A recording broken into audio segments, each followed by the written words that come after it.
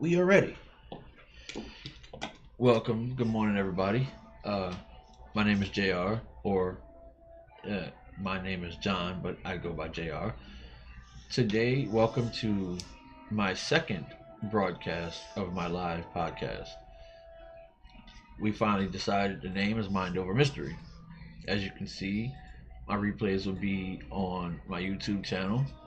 I have an email up there if people want to email me to give me topics to talk about to help me interact with y'all. Would be much appreciated. Today's topic is CLL leukemia, something that I was diagnosed with earlier this year. The whole path started, I think, October, November of last year.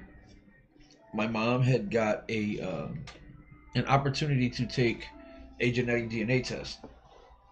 Still to this day, I don't know why, because she's already has two grown kids. So anything passed on, she ain't gonna have kids no more. But still, so they asked me, and I opted to have it done.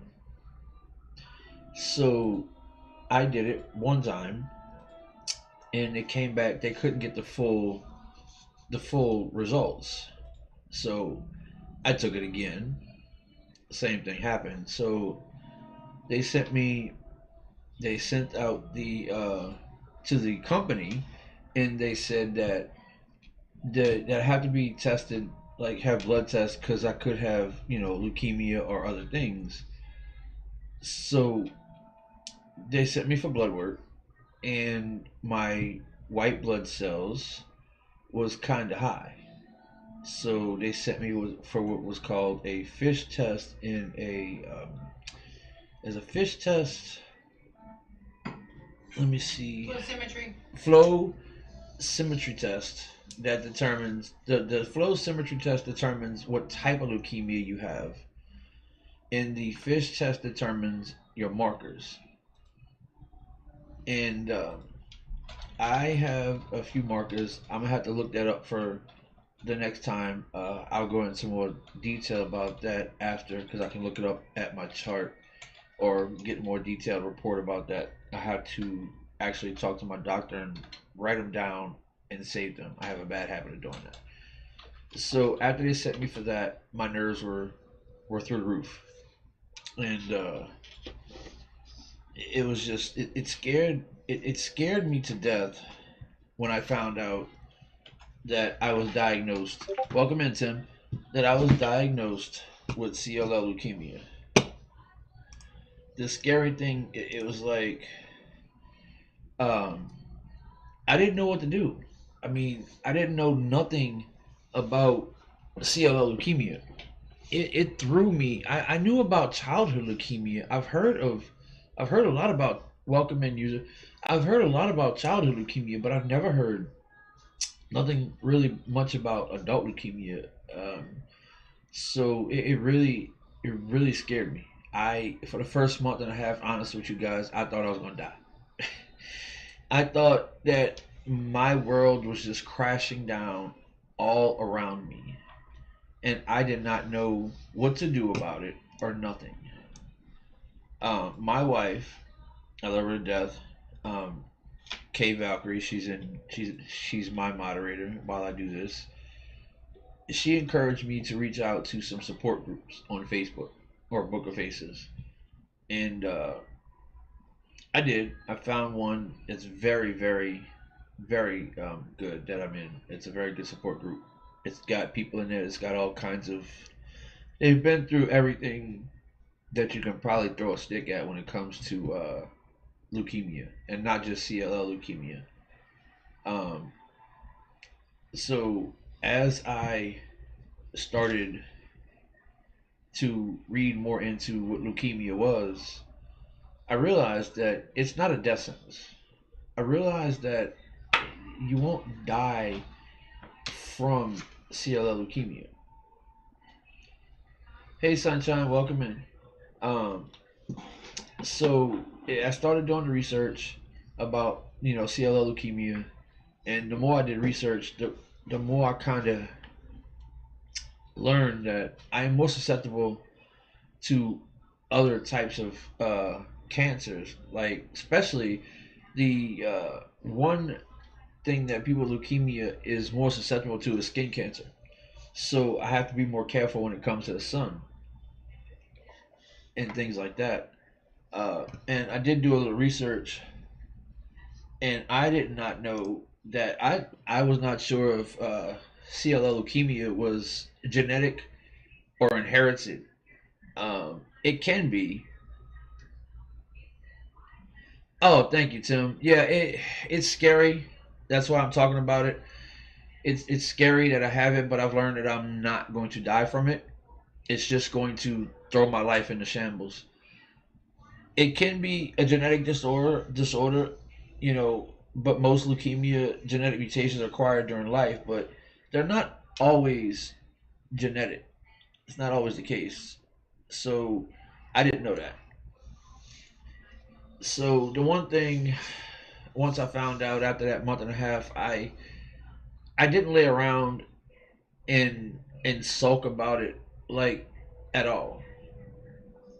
And I just I continued on with my day to day operations. Going to the gym, doing everything I had to do, because if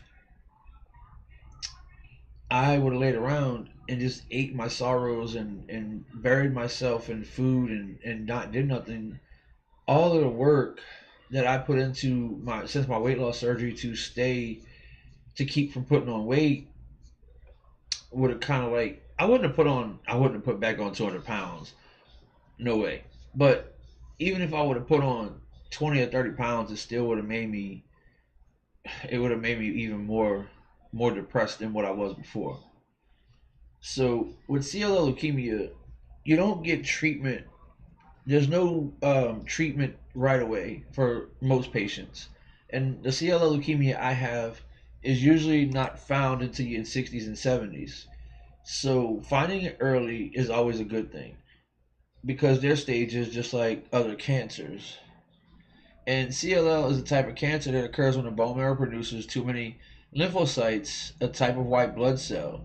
And CLL is a slow growing cancer that usually affects adults and is one of the most common types of leukemia in adults that they have out there. They have SLL, um, which is in the bone marrow, and CLL is in the blood. And so there is a bit of difference, and there's symptoms that you have to pay attention to. Yeah, SLL is the small lymphocytic lymphoma, is an indolent, slow-growing non-Hodgkin lymphoma that affects B cells, also known as B, or specialized white blood cells under normal conditions. They produce immuno, immunoglobulins, also called antibodies, that help protect our bodies against infection and disease. If anybody follows wrestling, Roman Reigns has CML, which is different than mine.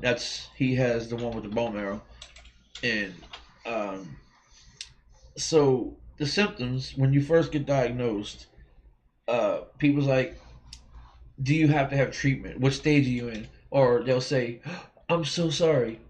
I understand people are sympathetic, and I do. I get it, and I'm not saying there's anything wrong with that. So when treatment is nearing, there's a lot of different um, things that can happen. They don't treat right away. My white blood cells can be 100,000, and they won't require treatment. They don't require treatment until you have, like, say, frequent infections like pneumonia, colds, or weight loss, or a temperature of 103 for like a week or two straight, and it won't go down. Easily bruising, shortness of breath, night sweats for a month. Like, I think it's a month straight. Like waking up, sweating, waking up and have to change your sheets and change your clothes at least once a night. um, things like that. Losing weight within losing what 30 to 40 pounds unintentionally to within 6 months. I think it's like 20 or 30% of your weight without trying. Welcome in, Jules. Things like that. So the treatment doesn't always happen to go like as soon as you get diagnosed. There is stages. When your lymphocytes and your white blood cells, when your white blood cells, or like I said, in the 100,000s, even I've even heard people in the CLL group say that they've had their white blood cells in the 200,000, and they didn't need treatment because they had no other symptoms. And people's like, well, why is that? The doctors say that that's not a requirement for treatment. So it's like, to me, I'm not looking forward to some of the stuff, because when treatment does come, it's mostly in chemo pills. Excuse me. It's not in sitting in a chair and having chemotherapy. So I just know that I still let it creep in my head every now and then that I'm worried about something happening to me. So I just want to educate people. I'm not an expert. I'm just reading stuff that I've learned myself. Excuse me while I take a drink of coffee. That I've educated myself on. And this is not from Google itself. There's two websites, uh, CLL.org, I think, and LLS.org. Those are the two sites that I get a lot of my information from, because they specialize in information for leukemia. So when I read articles, I try to go to their website and see what they have first, because you know, hey Jules, I hope April's doing good. Speaking of somebody that knows about a little bit more about the stuff besides me, is Jules. That's how we connected. Things like that, because of, I don't want to talk about what's going on in her, but we connected through information about leukemia. And so it's a bond that you meet people. And the one thing that aggravates me a lot is when you tell people you're sick or you have leukemia, and they you're not sick, you don't look sick. And it aggravates me when people do that, because people can walk around and have uh, leukemia or cancer or any kind of diagnosis, and you would never know, because they're not that far in the on the spectrum of stages. How do I know somebody's not walking around with a stage 1 lung cancer that they caught early, or anything like that? Or we knew somebody that became our best friend, and it's oddly, because Jules, I don't know if I told you this, the one we had, our best friend, was the same name as your daughter, and she became our best friend. And she had a brain tumor nobody knew about, like only her close family. For 20 plus years, she had it, or close to 20 something years, Yeah. maybe 20 years. 22, something like that, 23 years. And you would never tell. You could never tell that she had that. So when it comes to disease, and or cancer or anything like that, you can't say, "Oh, well, we look sick," because you would look at me being, thank you, Jules, at me being 5'11", 310, 315 pounds of muscle and some fat. You would not think that I had a cancer. I've seen people go through breast cancer treatments and not lose a bit of hair, or not lose weight, or they've stayed the same weight. They didn't lose weight. So it's like, how can you just say, oh, you don't look sick? So also another thing to treat is swollen lymph nodes, in your neck or under your arms or your groin, those are also signs of treatment. And the one treatment that I'm not looking forward to is when my white blood cells decide to back up into my system and make my spleen or my liver swell, because that's going to hurt. They have medicine pills to help shrink it, but still, I'm not looking forward to that. You know, and when you get diagnosed with something, it's scary. I know this because my mom has survived 3 cancers and she did not show any fear. I don't know. Now, I don't know how she felt in private because that's her. I freaked out.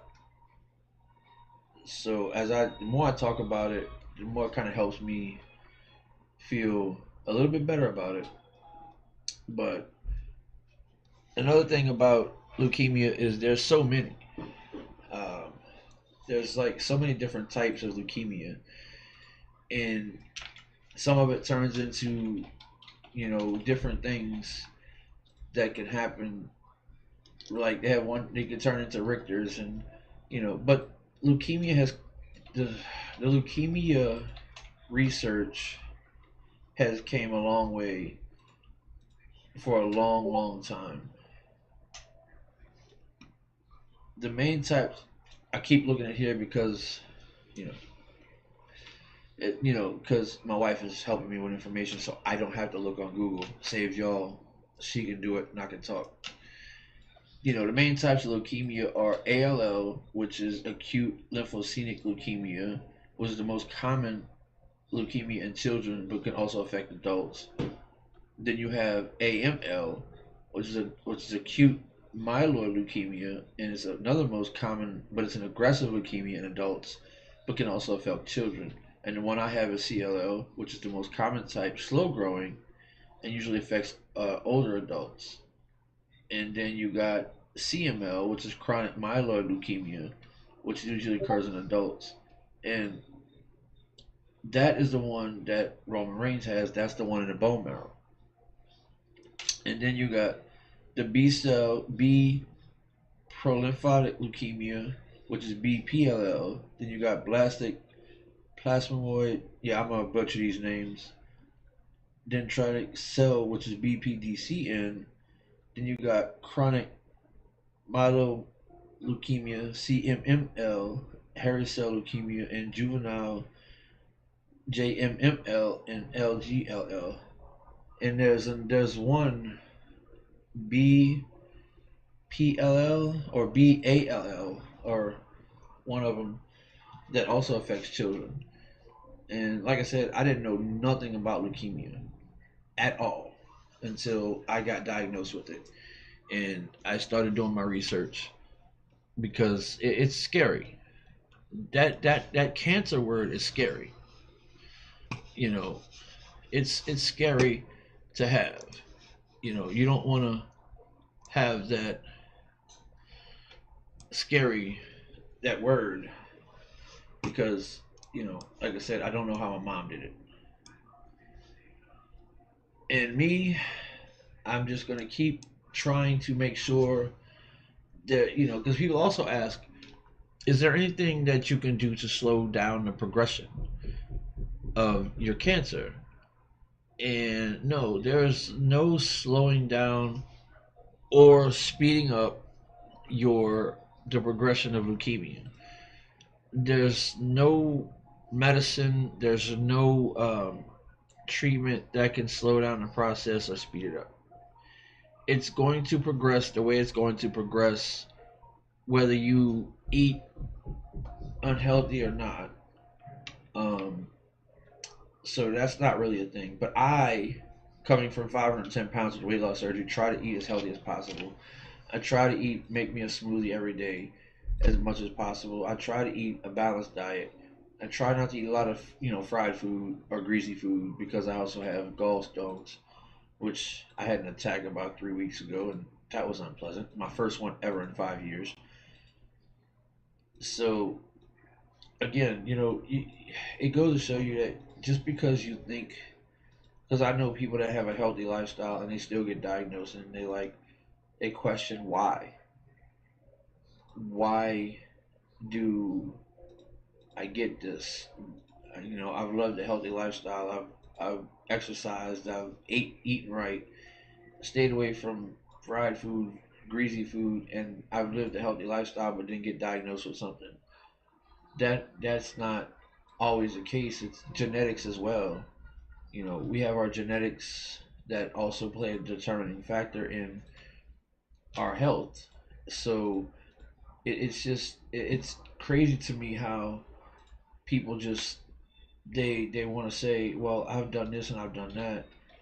I used to think like that at one point too, and I used to be like, oh, I'm not gonna, nothing's gonna happen to me. I'm eating healthy, and well, I wasn't always healthy because, like I said, I got depressed and put on weight.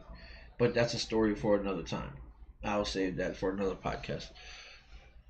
So again, anybody has any questions, I'm gonna point that out again, or wants to email me at that email up there to about topics that they would like me to discuss, and it will be anonymously. I don't need you to tell me your name. That's irrelevant. Your name of whoever sends me the topic to discuss is I'm not going to say that. I just want people to interact and send me an email with topics they would like me to discuss. That's what I want to do because I sometimes have a problem of finding things to talk about without I don't want to cross certain lines because I don't want to upset people because it's just going to be there's the only thing there's no politics, no religion, that is off the chain. That is off the table. So back to my leukemia. It has been almost it's in March it'll be a full year. I go for blood work every 3 months for the first year, and then after that, if he's just getting a baseline of how my blood's gonna react, and then if everything stays kosher, that word that people use, excuse me, if everything stays kosher and stays good, then I'll go to every 6 months. So and back to the night sweats thing. Living in Louisiana, we have humidity, and sometimes I do sweat a little bit, but I don't sweat enough to soak the sheets. And when I wake up in the middle of the night just to go to the restroom or turn over, I'm sweating just on my head. I have a friend that's in the CLL group, and he talks about it all the time. When he first started checking about his night sweats, he started thinking, "Is this going to be the time?" Because he'd wake up and just like this head and his neck would be a little sweaty, not his whole body, and he would start saying, so he started paying attention to it. So that's what I do when I wake up and I have a little sweat on my neck or the back of my head. I don't freak out because, like I said, and one of the symptoms is waking up and changing your sheets and your clothes from so much sweat. And I know myself, I'm gonna start freaking out when the treatment when it does come time for treatment. I may be one of the very rare people that may never need treatment for a long, long time. But with the genetic markers I have, the statistics, which we all know is just statistics, show that I might need treatment in 5 years or less. Hopefully, I'm one of them anomalies that I don't need treatment. Maybe I can go longer. Maybe I'm doing something, maybe by drinking smoothies and eating a little bit here and there healthier, maybe that'll help prolong my treatment. I don't know. We will see. All I can do is take it one day at a time. I can't say to myself, self, 6 months from now, you may need treatment. I can't think like that because that will drive me nuts.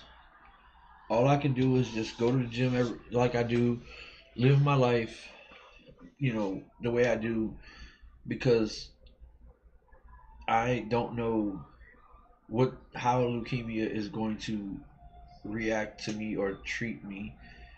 All I can do is just do what I've been doing and keep, you know, keep up with the exercising and the movement and the fitness, and just keep going and make sure that I stay away from certain things that are not good for me in the long run because I don't know the scientific proof behind if fried food or greasy foods or this food or that food is going to enhance or decrease my chances of treatment. I haven't really looked into that. Maybe I'll talk to my doctor next time I see him because I write questions down to ask him. So maybe I'll ask him, if there's any evidence of any types of foods that enhance or decrease because they would know more than me. So, and if you have any questions about leukemia that you want me to look into or is there any advice you would like, email me. Send me a message on through my email. I'm always open to discuss, any information that I found because again, I'm no expert. Everything I find, if I need more advice, I run it past my doctor, my oncologist, because he would know more than me and things like that. So next time, I don't know what my topic's going to be. Um, I have till Friday to find out. My time is almost coming to an end. Got about 5 more minutes. This. I thought it was 3 more minutes, but I just like I said, I have sometimes problems finding topics. That's why I have the email up there so people can interact. And it's not just you can email me about anything. I mean, it doesn't matter. Help me. Give me a topic that you want me to talk about, or some news article that you find you would like me to talk about. I'm all about interacting with my fans and my friends because that's how I that's how I thrive on interaction, conversation, and it helps me learn because I would like to know how other people thinks about things, and to me, that helps me build because some people are afraid to bring up a topic, and that's okay. They don't want to talk about it, and I will talk about it. Doesn't matter how I feel about it, as long as it's not politics and religion. It don't matter. I will talk about it because they got things that get buried on page 8 of the newspaper, and you know you can't really. They don't talk about it. Like the USA Today newspaper, they always put one little article from each state, like a news story from each state in their paper. And I think that's pretty awesome to do because people that read it, they can find little stories about each state without having to have news from all over. Um, I know to some people news is depressing, especially in this day and age. News can be depressing. I look at it as a way to keep up. You make your own decisions of what you read. You interpret it the way you are the one that is going to determine how you perceive that information. And anything you come across, never take any news article from anywhere at face value because you got to find out to make sure because it's so easy to obscure results. Like when it comes to CLL leukemia, they have so many studies that date back to the 1980s, 1990s, the early 2000s, but none of that is relevant because it's come a long way with research and how to treat different leukemias, and that's what has me feeling encouraged because I see the treatments that's coming out lately in these trials that have been going on for so long that it I feel hopeful, not for a cure. I wouldn't say that, but it makes me feel hopeful that the treatments are getting better and they're getting better at determining what treatment's going to work for different markers and different people. And hopefully that when I do have treatment, it's not anytime soon.